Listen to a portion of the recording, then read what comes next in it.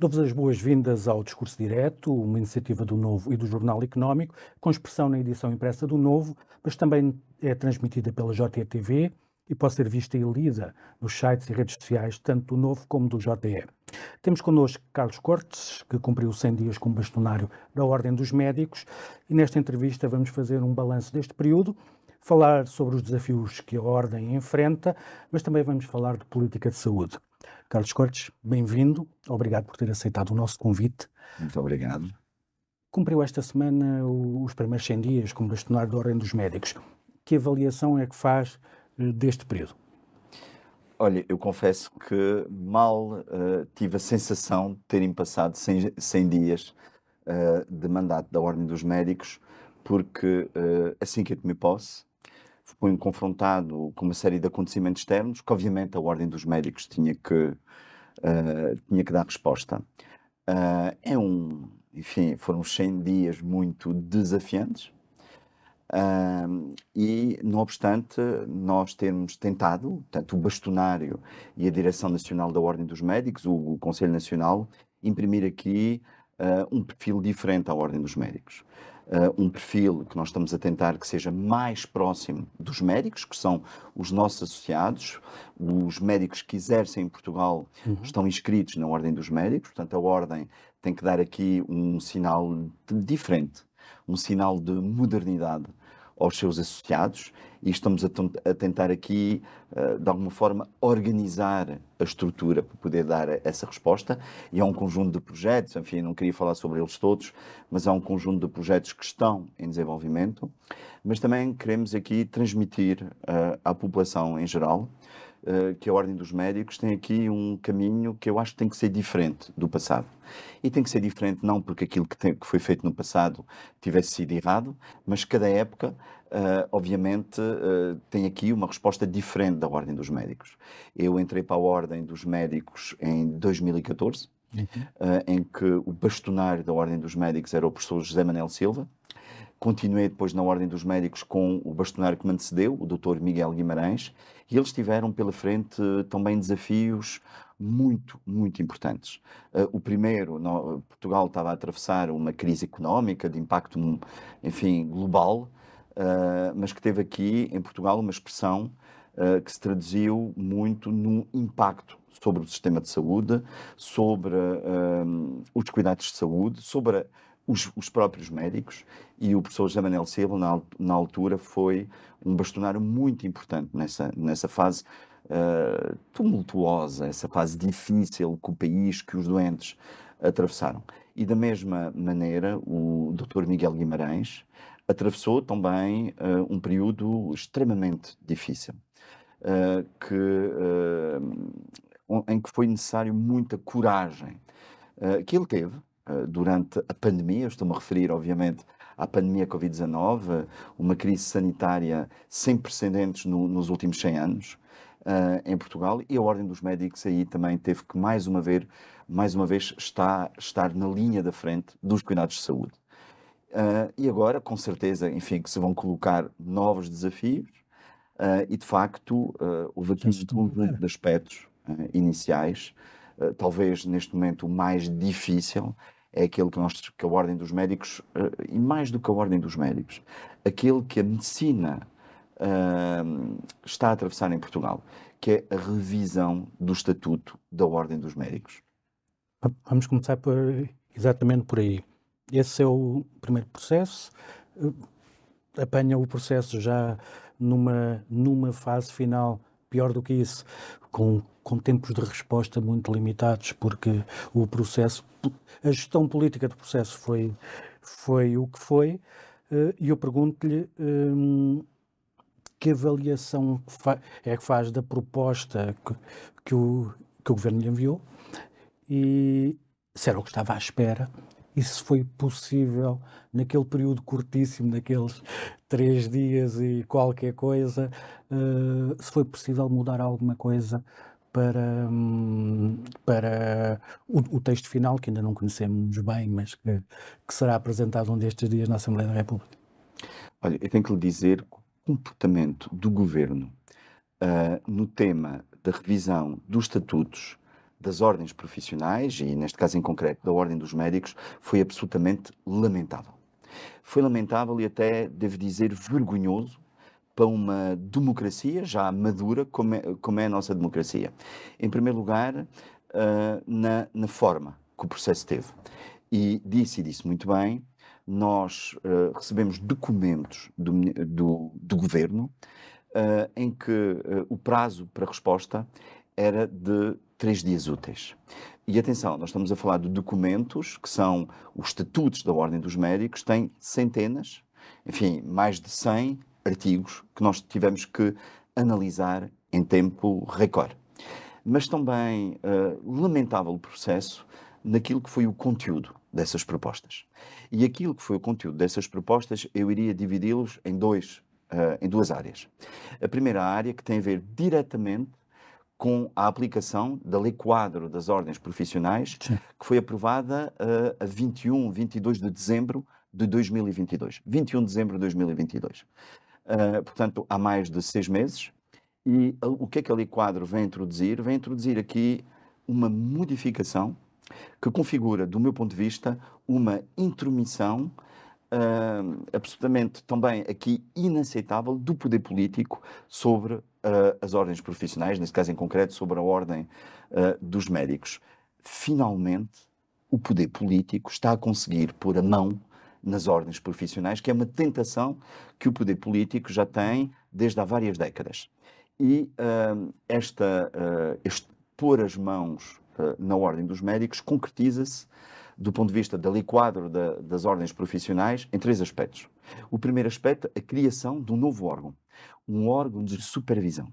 Um órgão de supervisão que não é mais do que um órgão controlador que vai tentar, do meu ponto de vista, maniatar, amordaçar a ordem dos médicos. Porque tem aqui competências que estão definidas sobre a direção da Ordem dos Médicos, sobre o próprio bastonário da Ordem dos Médicos, mas também aqui competências, enfim, que ainda vamos tentar perceber como é que se vão concretizar em matérias técnicas e em matérias disciplinares. Mas repara uma coisa, este órgão tem que ter necessariamente 60% dos seus membros não inscritos na Ordem dos Médicos. Isto significa que não podem ser médicos. E o presidente desse órgão também não pode ser médico. Nas questões disciplinares e nas questões técnicas. Já lá iremos, obviamente, que é um nonsense, não faz sentido nenhum. Mas depois, e falou aqui e muito bem das questões disciplinares, nós temos mais. Nós temos conselhos disciplinares que têm que aconchegar na sua Constituição mais de 30% de elementos não médicos, de pessoas que não são médicas. E isso é um aspecto muito estranho, muito curioso. Como é que não médicos vão conseguir analisar processos complexos que são de natureza técnico-científica, são de natureza médica? Como é que, por exemplo, na questão, e agora falo também de um dos aspectos que nós encontramos assim que chegamos, que nos foi apresentado, que teve a ver com aquela situação, enfim, da cirurgia do Algarve.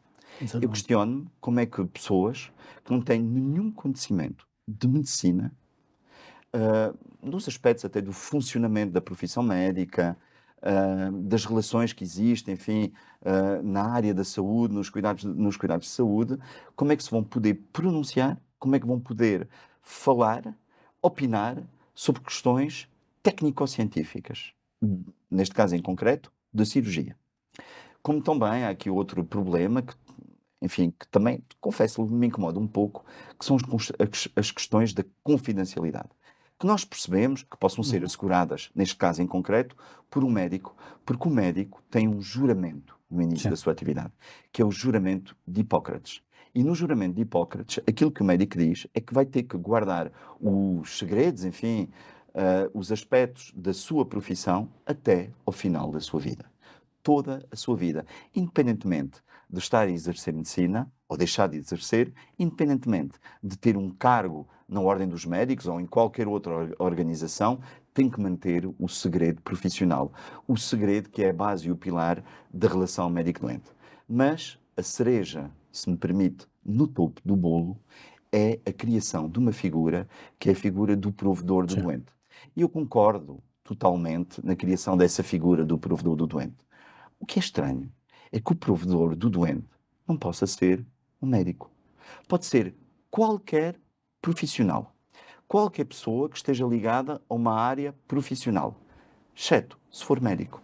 E isso para nós é algo quase, enfim, de incómodo. Como é que o provedor do doente da Ordem dos Médicos não pode ser médico? Seria exatamente, do meu ponto de vista, o contrário. O provedor da Ordem dos Médicos, isto é, o provedor do doente, aquele que vai defender o doente, aquele que vai estar em contacto com os cuidados de saúde, com aspectos da saúde, tem que ser, obviamente, médico, porque irá ter que se confrontar-se com situações que têm a ver com a medicina. E, portanto, faria todo o sentido ser um médico. Portanto, este é o primeiro aspecto da Lei Quadro. O segundo aspecto da Lei Quadro, desculpe, é o primeiro aspecto da revisão do Estatuto, Exatamente. que é a Lei Quadro. Antes de irmos ao segundo aspecto, deixe-me só perguntar-lhe uma coisa. Uma das questões que se coloca é, no futuro, para constituir um conselho com estas características, como é que se vão cativar membros que não têm nada a ver com a Ordem dos Médicos para fazerem parte? A Ordem teve eleições há pouco tempo. Seria possível encontrar um conselho com estas características? Como é que se podia encontrar quem estivesse disposto a? Olha, confessamos que essa pergunta é uma pergunta a colocar ao governo, a quem teve essa ideia de criar esse órgão. Obviamente que não vai ser fácil fazê-lo. Não vai ser fácil aconchegar aqui pessoas não médicas com médicos. Não é que os médicos não se relacionem com outras pessoas que não sejam da sua profissão. Mas nestas matérias, e nós focamos a área de intervenção do órgão de supervisão, que é uma área desde a área executiva, isto é, vai ter aqui intromissão nos órgãos de direção, como em áreas técnicas, que são áreas diretamente ligadas, por exemplo, aos colégios de especialidade, de subespecialidade e de competência. Mas também nós temos outros órgãos, nomeadamente órgãos consultivos, que se dedicam também a matérias muito técnicas da profissão médica. E também em matérias disciplinares. Como é que um órgão que tem a sua maioria e, enfim, o seu presidente não pode ser médico, como é que vai lidar com essas questões e, sobretudo, como é que depois médicos se vão juntar com pessoas que não percebem destas matérias? Isso é uma interrogação, mas eu tenho a certeza, enfim, que quem no governo tomou essas decisões saberá, em tempo devido, na Assembleia da República, dar as devidas explicações. Mas, então, continuando, o segundo aspecto foi aquele que nos foi apresentado também pelo governo, foi a proposta de revisão dos estatutos da Ordem dos Médicos. E essa proposta de revisão é um desastre absoluto. Obviamente que foi feita por quem pouco percebe do funcionamento da Ordem dos Médicos e também, devo dizer, pouco percebe da saúde. Felizmente, e também não me ficaria aqui bem não o reconhecer, o Ministro da Saúde, e fundamentalmente numa reunião em que foi a última reunião em que tivemos para falar sobre a revisão do Estatuto, em que esteve representado o Ministério da Saúde, pelo Ministro da Saúde, a Presidência do Conselho de Ministros e o Ministério dos Assuntos Parlamentares. Foi a última reunião em que foi discutido a proposta do Governo. E nessa reunião o Governo, obviamente, recuou em praticamente todas as matérias. E quando eu falo de todas as matérias, falo de matérias tão importantes. Esta não tinha sido colocada, mas eu sei que estava em cima da mesa. Não fazia parte da proposta de estatutos, que era o exercício da medicina em Portugal não obrigar à inscrição na Ordem dos Médicos. Isso seria algo de muito perigoso para o exercício da medicina em Portugal. Nós iríamos perder a segurança dos cuidados de saúde. Obviamente que tem que existir uma autoridade que trate da regulação da profissão médica, e essa autoridade é a Ordem dos Médicos. E se a Ordem dos Médicos deixasse de ter autoridade sobre os médicos, isto é, se existissem médicos que não fossem obrigados a estar inscritos na Ordem dos Médicos, nós estaríamos aqui perante um problema e um retrocesso de séculos, talvez até na prática da medicina em Portugal. Outro aspecto, também que não se veio verificar, era a possibilidade de não médicos praticarem atos médicos. E isso seria abrir a porta à charlatanice, à medicina completamente desqualificada, em que outros profissionais de saúde, menos qualificados qualificados do que médicos podiam praticar atos médicos. E isso não foi consagrado, felizmente, na proposta de estatutos, mas ficou consagrado outros aspectos, nomeadamente o Ministério da Saúde poder ele elaborar os programas de formação das várias especialidades. O Ministério da Saúde definir os critérios de idoneidade formativa dos serviços. O Ministério da Saúde atribuir aos serviços a competência de poderem formar médicos especialistas ou de definir, enfim, o número de vagas que podem abrir precisamente para a formação de médicos especialistas. E isso também, do nosso ponto de vista, seria um retrocesso. E eu passo a explicar porquê. O que está aqui em jogo não são os poderes das ordens profissionais, não é o poder da ordem dos médicos. O que está aqui em cima da mesa e a grande discussão central é a qualidade da medicina que é praticada em Portugal. E posso lhe dizer que eu tenho muito orgulho em ser médico em Portugal. E eu tenho muito orgulho, neste momento, em liderar a Ordem dos Médicos. Porque a Ordem dos Médicos portuguesa e os médicos portugueses são reconhecidos em toda a Europa, em todo o mundo. Há poucos países que conseguem trabalhar em tantos países estrangeiros como os médicos portugueses, porque eles são reconhecidos, porque as suas habilitações, a sua formação é reconhecida em muitos países de todo o mundo. E são poucos os países, até, enfim, países mais, do ponto de vista económico, com maior capacidade que Portugal tem, nomeadamente França, Alemanha, não tem esta capacidade, enfim, de reconhecimento das suas especialidades.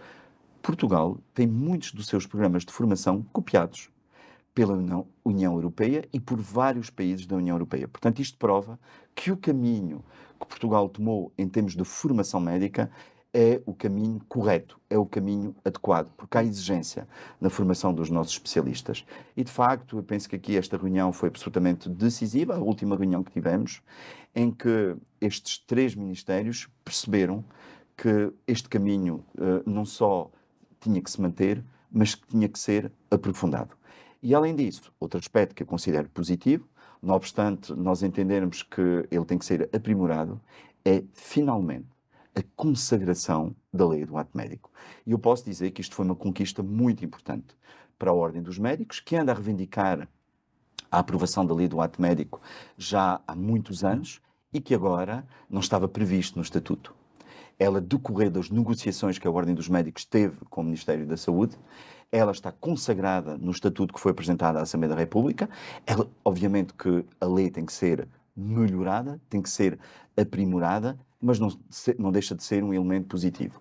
Agora, há um conjunto de outros aspectos que não são, enfim, aspectos menores, mas que a Ordem dos Médicos vai tentar, obviamente, fazer, enfim, prevalecer na discussão que iremos ter, que esperamos nós, com a Assembleia da República, e não faria sentido, obviamente, a Assembleia da República, do meu ponto de vista, não chamar a Ordem dos Médicos para poder discutir o novo Estatuto da Ordem dos Médicos, porque nós ainda temos aqui muitos argumentos, ainda temos aqui muitos pontos que eu acho que eram importantes serem atendidos pelos senhores deputados.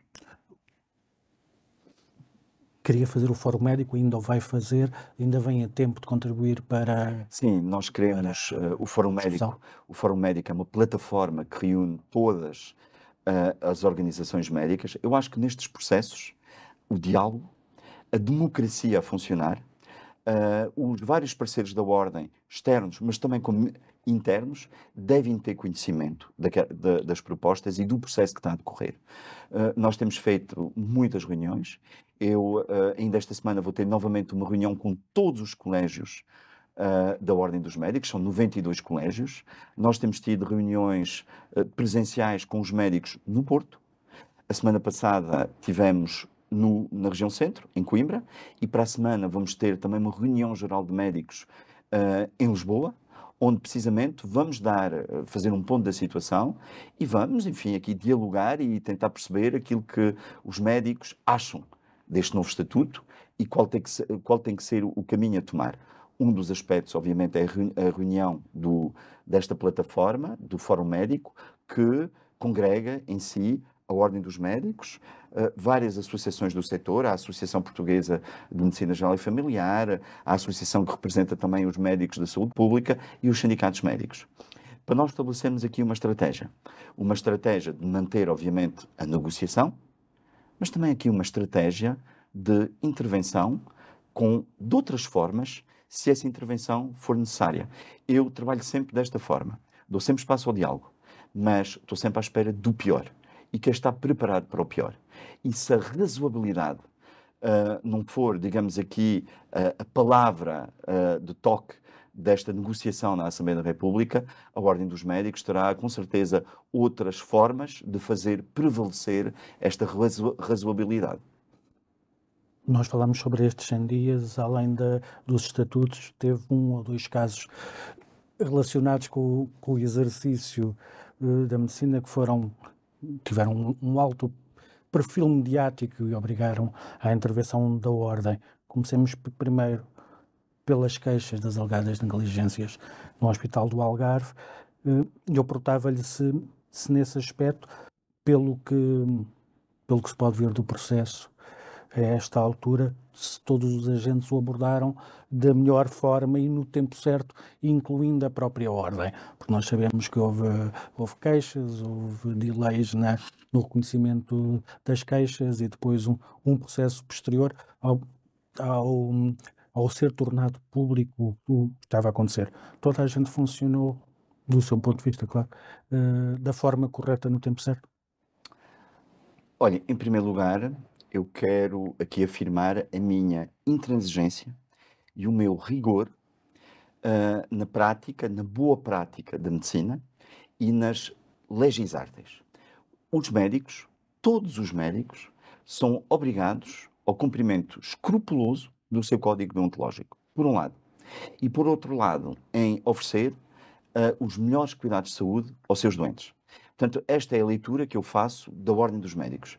A Ordem dos Médicos tem este papel ético, técnico e deontológico que quer desenvolver com maior rigor e com maior justiça. Este é um ponto, para mim, inultrapassável. E é nesta perspectiva que eu vou exercer, neste mandato, o meu papel de bastonário da Ordem dos Médicos e gostaria, obviamente, sem nenhuma interferência, que todos os órgãos da Ordem dos Médicos estivessem alinhados neste caminho, que é um caminho muito importante. Depois, em relação àquilo que referiu, os factos não são esses. Eu recordo-me que eu tomei conhecimento da queixa, penso que na véspera da Páscoa. E eu fiz funcionar todos os órgãos da Ordem dos Médicos que tinham que funcionar nesta matéria durante todo o fim de semana. E, portanto, penso que na véspera da Páscoa seria uma quinta-feira. Na quinta-feira, sexta-feira de Páscoa, passou um fim de semana e na segunda-feira a Ordem dos Médicos estava a anunciar a criação de uma comissão independente, técnico-científica, para avaliar esta situação. Eu acho que é inédito a Ordem dos Médicos ter tido uma reação tão rápida numa matéria desta importância. E eu quero que assim seja. Mas não nos limitamos a criar esta comissão independente, porque o processo está na comissão independente e está também no Conselho Disciplinar da Região Sul. Foi imediato. Todos os órgãos da Ordem dos Médicos ficaram a funcionar. E o Colégio da Especialidade, da Cirurgia Geral, obviamente, também teve conhecimento desse processo, porque um dos membros da Comissão Independente é precisamente o presidente do Colégio de Cirurgia Geral. Portanto, nós temos aqui 3 órgãos absolutamente fundamentais que estão a tratar deste processo. Para ninguém poder dizer que a Ordem não está a tratar dele. E, muito recentemente, como saberá, o Conselho Disciplinar da Região Sul tomou uma decisão também que eu considero inédita, que foi uma decisão, enfim, corajosa, de fazer uma suspensão preventiva. Eu quero que essa suspensão preventiva, obviamente, seja a mais curta possível, para rapidamente o Conselho Disciplinar poder tomar aqui, enfim, uma decisão, que seja uma decisão final e mais fundamentada. Mas houve aqui, e eu não vou ajuizar atenção sobre uma matéria que é da autonomia do Conselho Disciplinar. O Conselho Disciplinar é uma espécie de tribunal da Ordem dos Médicos, mas tenho que reconhecer que houve aqui uma decisão inédita pela sua celeridade. Há de reparar que nem a Inspeção-Geral das Atividades em Saúde, com a qual nós estamos a ter uma colaboração também, transmitindo à IGAS as informações que são possíveis transmitir à IGAS. Penso que o Ministério Público também está a intervir nesta matéria. Penso que houve também, enfim, uma comissão de inquérito que foi criada dentro do próprio hospital. E a primeira a ter aqui uma intervenção foi a Ordem dos Médicos. Portanto, há também aqui um caminho novo que é importante entender que a Ordem dos Médicos está a tomar. A Ordem foi célere, nem todos os agentes com intervenção do processo foram. Eu perguntava-lhe, por exemplo, em relação ao próprio hospital, e visto que tivemos dois casos, um foi a médica que fez as notícias, a médica interna ter deixado o hospital, pode criar um clima de desconfiança em relação ao sistema, por um lado. Por outro lado, se considera que o Hospital do Algarve mantém condições para formar médicos, tendo em conta o que aconteceu e a dificuldade do lado do hospital em ter processos mais ágeis para responder, por exemplo, às denúncias que foram feitas. Em relação à questão da capacidade do hospital, do Centro Hospitalar e Universitário do Algarve, poder formar médicos, a Ordem dos Médicos reconhece capacidade a este hospital para formar médicos nas várias especialidades. Obviamente que há aqui dificuldades, que nós sabemos. Há dificuldades na cirurgia e será objeto... a primeira avaliação que foi feita foi uma avaliação assistencial, que era premente, que era importante a Ordem dos Médicos fazer com alguma celeridade, mantendo, obviamente, aqui serenidade, dando serenidade ao processo. E depois há aqui outro aspecto, que é também muito relevante, que é o aspecto formativo. E nós sabemos que no aspecto formativo pode haver, obviamente, há aqui indícios de alguma dificuldade no serviço de cirurgia, mas também noutros serviços. Eu estou, por exemplo, muito preocupado, e eu tenho que o afirmar aqui, com aquilo que está a acontecer com a pediatria do Hospital de Faro. E eu estou muito preocupado, porquê? Porque eu estou a ver internos que estão a fazer estágios fundamentais para a sua formação noutros hospitais mais diferenciados, por exemplo, em Lisboa e, por exemplo, em Coimbra, que atualmente estão a ser obrigados, de forma, devo dizer, muito incorreta, a deixar estes hospitais para irem fazer turnos de urgência no Hospital do Algarve, no Hospital de Faro. Isso é muito preocupante. É preocupante, em primeiro lugar, porque eles, obviamente, vão ser prejudicados na sua formação. Depois, fazer vir, independentemente de quem sejam, se são médicos especialistas, se são médicos internos, de Coimbra ou de Lisboa para fazer turnos de urgência é algo de muito questionável. E, finalmente, o que me parece a mim é que o Hospital do Algarve não está a necessitar de médicos internos, está a necessitar de médicos especialistas, nomeadamente para completar os turnos de urgência. Portanto, há aqui um conjunto de problemas que a Ordem dos Médicos está, obviamente, a atuar. Não só, eu também não queria aqui que se pensasse que é o Hospital de Faro que tem problemas no país. Não, é transversal a todos os hospitais. Nós não podemos dizer que há um hospital que está bem e que não tem nenhum problema a nível assistencial, a nível formativo. Todos eles têm dificuldades. Já vamos lá a seguir, o tempo voa. Vamos só fazer agora um pequeno intervalo. Nós voltamos já a seguir. Estamos de volta com a entrevista ao bastonário da Ordem dos Médicos para falar agora de política de saúde. Mas deixe-me perguntar-lhe primeiro como tem sido a relação com o Ministério da Saúde, com o Ministro da Saúde.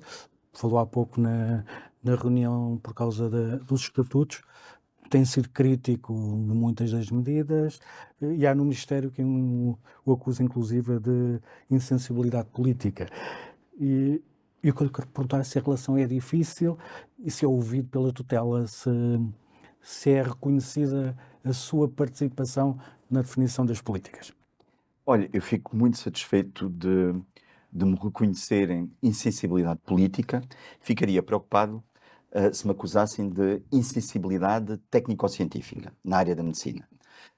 Porque o bastonário da Ordem dos Médicos, fundamentalmente, tem que ter aqui uma visão técnica do exercício da medicina e dos cuidados de saúde em Portugal. Portanto, isso, para mim, é inultrapassável. Agora, aquilo que eu entendo é que a relação com o Ministro da Saúde tem sido uma boa relação, porque existe uma relação de diálogo. Não vou dizer que há uma relação de concordância em todas as matérias, porque ela não existe. Obviamente, há aqui diferenças, há aqui divergências, há aqui leituras e visões diferentes para a saúde em Portugal. Mas, de facto, o Ministro da Saúde tem mostrado ser uma pessoa dialogante. É uma pessoa que ouve com atenção, porque algumas das medidas e das propostas da Ordem dos Médicos foram atendidas. Eu, mais uma vez, seria injusto se eu não o reconhecesse aqui. Eu vou citar 2 ou 3 exemplos.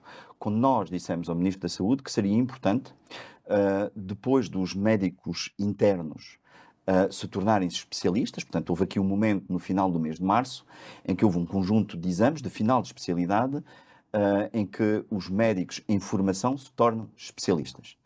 E nós, na altura, sensibilizámos o Ministério da Saúde para a importância de abrir imediatamente concursos para a contratação de médicos para o Serviço Nacional de Saúde. E que não fizesse aquilo que tinha sido feito nos anos anteriores, que era de esperar vários meses para contratar esses médicos. Criando aqui até uma perspectiva de não interesse nesses médicos e dos médicos depois poderem seguir outros caminhos, nomeadamente os caminhos de contratação do setor privado e até da imigração. E isso foi feito com resultados, devo dizer, muito positivos, muito mais positivos do que nos anos anteriores. E há um segundo aspecto também, que o Ministro da Saúde esteve atento e, de alguma forma, validou a proposta da Ordem dos Médicos, que era, nos cuidados de saúde primários, na medicina geral e familiar, abrir todas as vagas disponíveis. E quais são todas as vagas disponíveis? É muito fácil de as identificar. São vagas de colocação em centros de saúde onde há utentes sem médico de família. A Ordem dos Médicos não queria que fossem colocados médicos onde não eram necessários. Eles são necessários onde há utentes sem médico de família.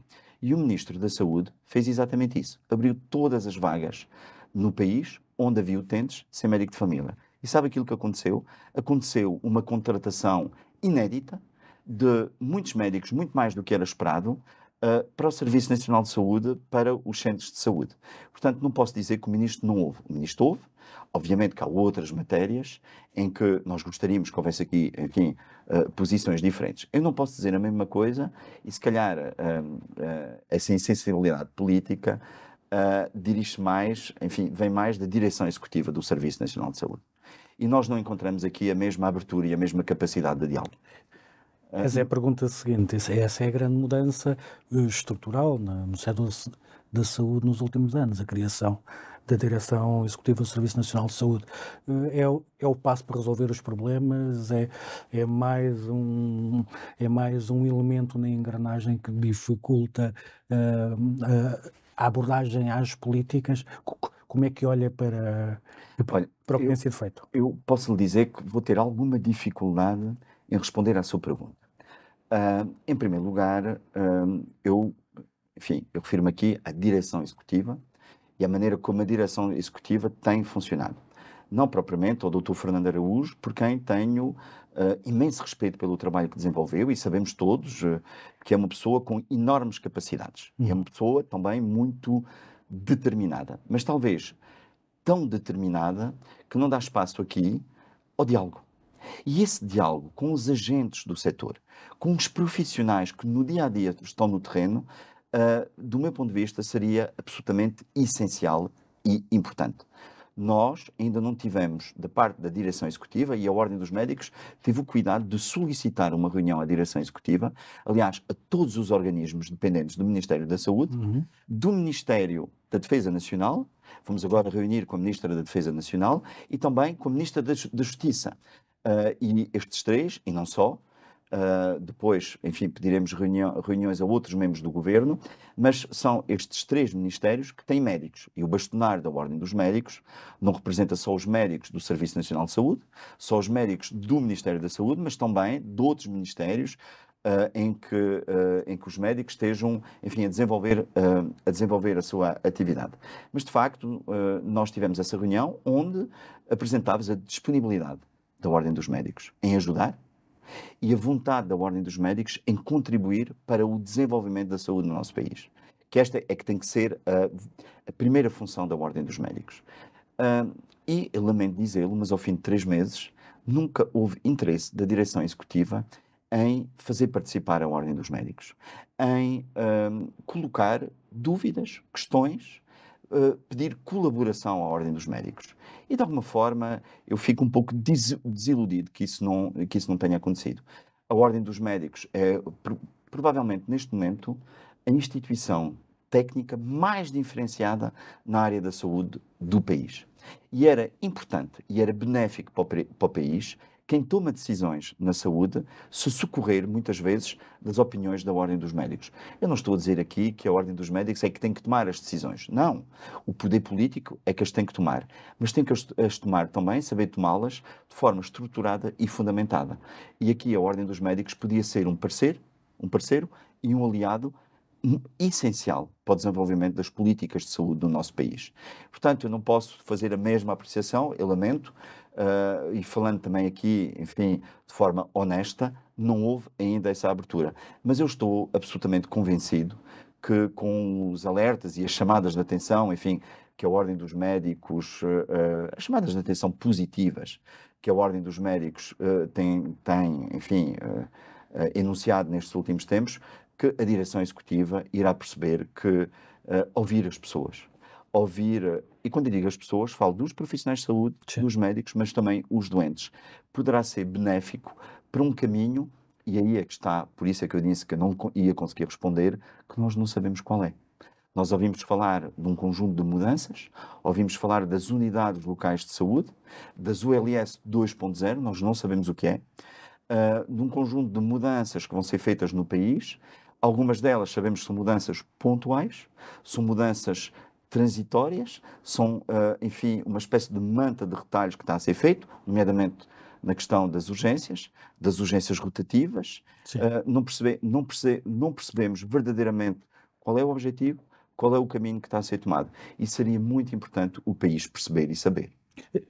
É este o caso, por exemplo, do plano para a ginecologia e a obstetrícia, que tu tens estado muito em foco, já vem do passado, tem sido um dos setores em que, não só pelo mediatismo, mas pelas ocorrências tem estado muito visível. Esta falta de informação, de relacionamento mais difícil, também se tem traduzido nisto, por exemplo, neste plano, tem feito críticas. O que é que está em causa?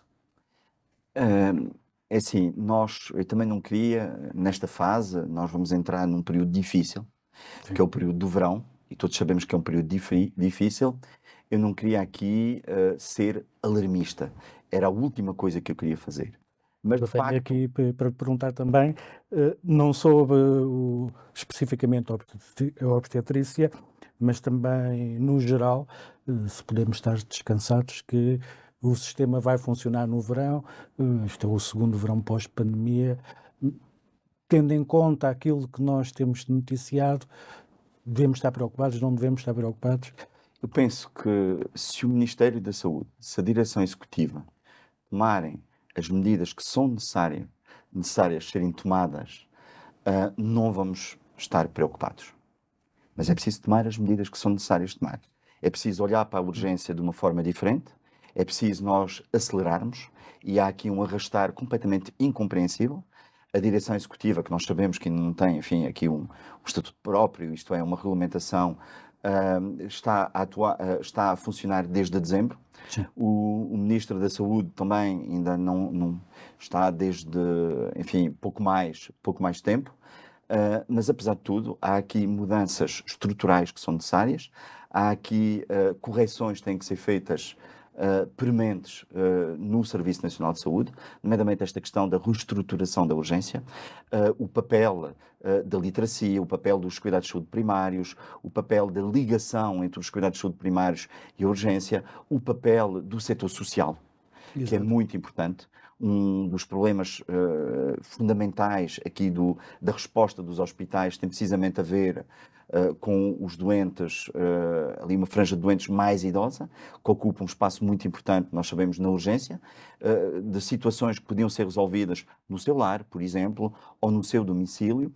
Portanto, há aqui um conjunto de aspectos que podemos até aprofundar, se achar interessante aqui neste momento, mas há um conjunto de aspectos que estão diretamente ligados à urgência, ao serviço de urgência, e nós sabemos que a urgência tem aqui um problema muito grande, é que a urgência absorve os recursos.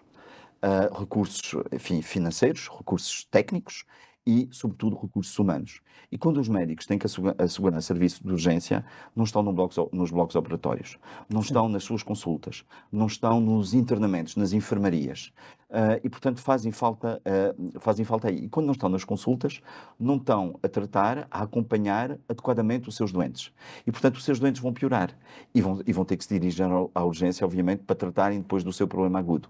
Estamos aqui num ciclo vicioso, onde nós já percebemos que à volta de 49% dos doentes que se dirigem à urgência não se deviam dirigir à urgência, deviam se dirigir em primeiro lugar aos cuidados de saúde primários, mas nós também sabemos que neste momento em Portugal há Os cuidados de saúde primários têm que lá estar para 1,7 as pessoas lá dirigirem. de portugueses que não têm médico de família. Portanto, há aqui uma incapacidade, nomeadamente em Lisboa, na Grande Lisboa, no Alentejo e até no Algarve e noutras áreas, mas enfim, sobretudo estas, há um problema grave de resposta em termos dos cuidados de saúde primários.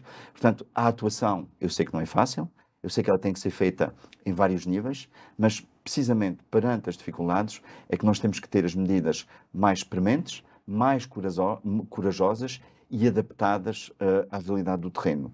E temos que envolver todos. Não se fazem nenhumas reformas com as costas viradas aos profissionais de saúde e com as costas viradas para com os portugueses. É uma reforma de todos, onde todos têm que intervir. Isto é mais Ministério da Saúde ou temos de sentar também o Ministério das Finanças à mesa? Isto é mais uma questão de organização, de melhor gestão de recursos ou também é sempre o problema de dinheiro? Olha, eu diria que nós temos que aqui fazer intervir praticamente todos os ministérios. E todos os ministérios, porque estas questões da saúde são questões transversais a toda a sociedade.